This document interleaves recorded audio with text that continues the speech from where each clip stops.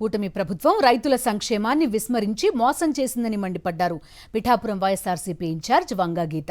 You కొత్తపల్లిలో జరిగిన Babu surety భవిష్యత్తుకు గ్యారంటీ అవగాహన సభలో పాల్గొన్న వంగా గీత కూటమి హామీల అమలుపై విమర్శలు చేశారు. కేంద్రం ఇచ్చిన సహాయాన్ని కూడా చంద్రబాబు అన్నదాత సుఖీభవ ద్వారా అప్పటి రైతులకు అందించలేదన్నారు.